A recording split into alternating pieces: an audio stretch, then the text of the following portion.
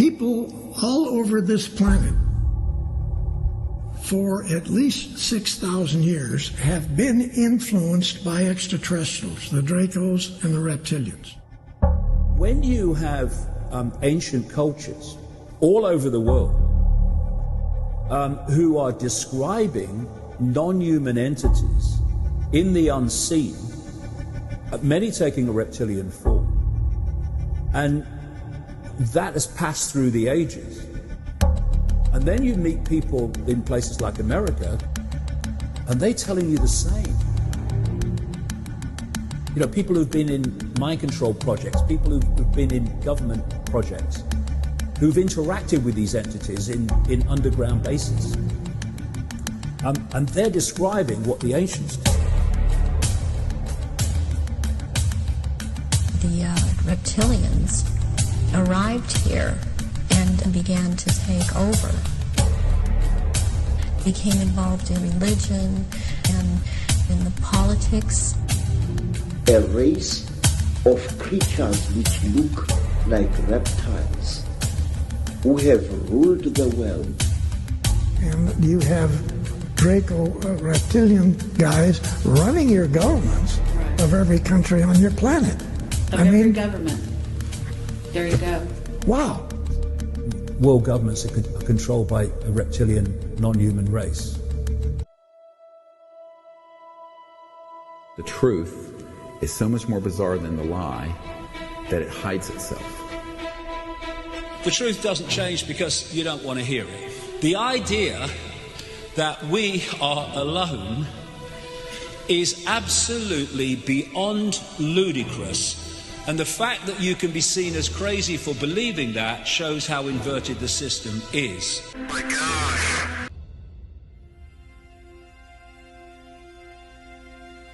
Ultimately, this cabal is being run by these Draco-reptilian extraterrestrials, which most people think of as demons or the devil. Even the idea, the collective mythological idea of the devil is somehow based on truth, because it's a reptilian type of being with vertical slit pupils, scary, sharp teeth, and a scaly type of appearance to its skin. Because there's lots of planets that are capable of maintaining humans. This happens to be, as they say, the prison planet. There's only one race, lots of different colors. We all come from different star systems. Have you been told there's bases on Mars and Moon? Yeah. Yeah?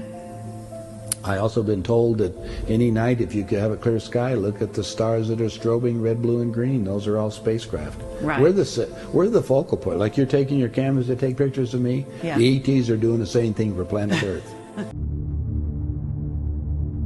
People laugh at the fact that this world could be manipulated by a non-human force. Well, hold on, let's just take a perspective here. According to mainstream science, the electromagnetic spectrum is 0.005% of what exists in the universe. Some say it's a bit more, but not much. Visible light, which is the only frequency band that we can see, is a fraction, a tiny fraction, of the 0.005%. So humans, compared with what exists even in this universe, are basically blind. We don't live in a world, we live in a band of frequency. Look at the diversity of form in the human form, never mind the animal world and the insect world, that's operating within that tiny band of frequency. What the heck exists in terms of diversity of form beyond that, which is in the almost entirety of existence that we can't see?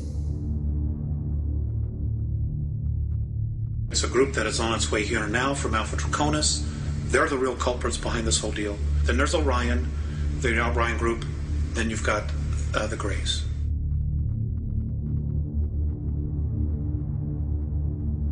What we call humans once operated and existed in a much higher dimension of reality, a much higher dimension of consciousness. When along came a force which took a reptilian form, although other forms too, out of the sky, one day came terrible objects, bringing great noise, and out of those huge objects came them. They told our people that they were gods, and that they were going to give us human beings great gifts on one condition: we had to worship them and accept them as our creators. And it sought to hijack what is now human consciousness. And as consciousness became entrapped, it fell down the frequencies from higher expanded awareness into a much lower state of awareness, that they would lose the memory of where they came from and what ultimately they are.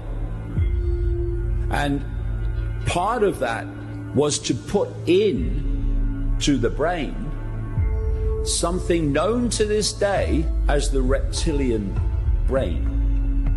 Fundamental part of the human body, the human hologram, is reptilian genetics, and the oldest part of the human brain is called the R complex by scientists, short for reptilian brain.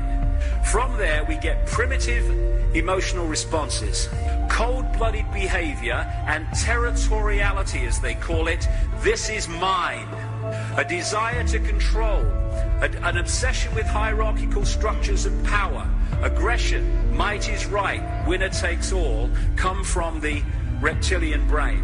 We get the survival responses, and we're being locked into that all the time as we are manipulated to a sense of needing to survive. And around the world, again, it's like, have you seen that new car? No, and you see them everywhere. Again, once this reptilian thing came into my life, I started to realize just how much reptilian imagery there is everywhere, all over the world. You find around the world this theme of part serpent, part human, all over the place. The duality of them. You find the serpent eating a human, or eating a human baby, all over the place. Then you've got the fairy stories of the prince turning into a frog, the frog turning into a prince, and dragons and serpents. And when you look at the Hollywood and televisual portrayals around the world of non-human entities in reptilian form, they are incredibly the same or very, very similar to what people have described. Your world's gonna end. They're nothing but hideous space reptiles. They're running the whole show. They own everything, the whole goddamn planet. They can do whatever they want. We were in a position where far side of the moon. This moon is not a moon. Neil, you are dark on the rock. Mission is a go. You have 21 minutes. Okay? It's not your moon in the first place. Actually, this is not your planet. This is their laboratory. Our moon is a vehicle. It's a command center for this region of the galaxy. Essentially, we have nice guys in there and even some bad people in the same vehicle. And they discuss wars and disagreements and this sort of thing. Our moon is an artificial satellite. In fact, it is a spacecraft. Much of the debris on the surface was put there and was built purposely to make it look like what it isn't. Okay, it is hollow, it is metal underneath it, and it has the ability to leave our orbit under its own power. Honest scientists will tell you they have no bloody clue where the moon come from, and it shouldn't, by physics, be there. The more anyone studies the moon, the more it's clear that it's a hollow object of mystery, big mystery. It's an ancient, advanced spy broadcasting craft, a satellite that was strategically placed to face Earth and never rotate. and it beams these electromagnetic frequencies onto Earth, and it's a monitoring device or satellite which controls Earth's matrix grid system that we live in, this grid. And we know that it does affect our moods, it does affect our emotions, and this regulation, control, and suppression of our own life, of our own spiritual progress here on Earth.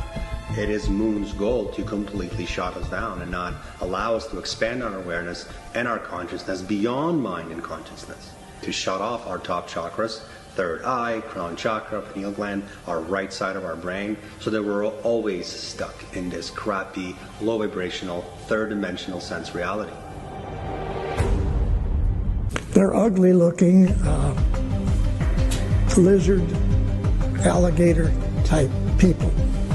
But then they have the ability to shift and look like a human. All of them do.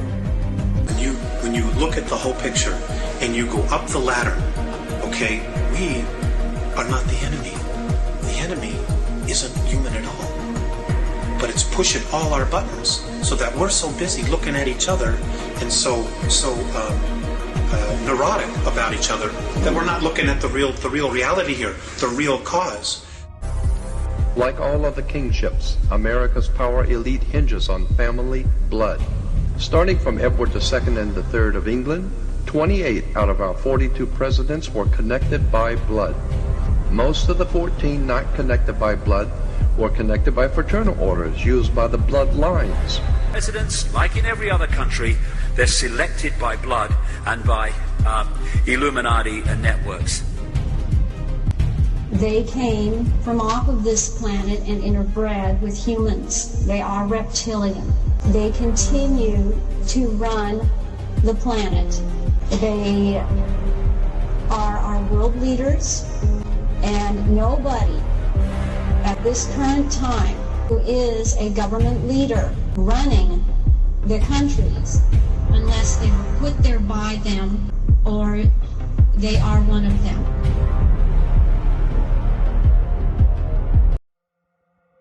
If you go back and you look at religious beliefs, etc., of the ancients and the accounts of the ancients, these entities, which go under different names, some people call them the serpent race, some people call them demonic.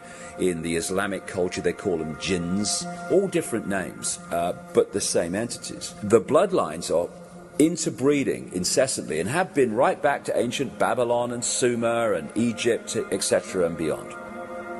Because they are holding a certain genetic code which allows these entities to possess these particular bloodline families. We see people under different names called Rockefeller and Rothschild and Bush and Obama and all the rest of it. And because we can only decode their visible light level, we see the human level. The key to keeping people in perceptual servitude is to suppress the nature of reality itself. They've modified the information.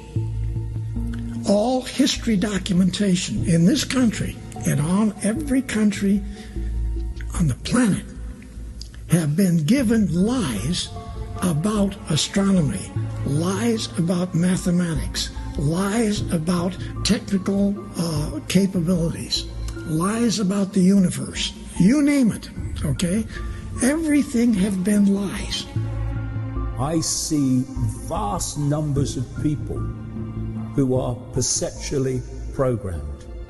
When you come into the world, you take the world to be as it is when you arrive. You come into a crazy place, but, well, this is how it is, so you don't see it as crazy. When you look at a human life, you come out of the womb, and within 4 years, you've only just got here.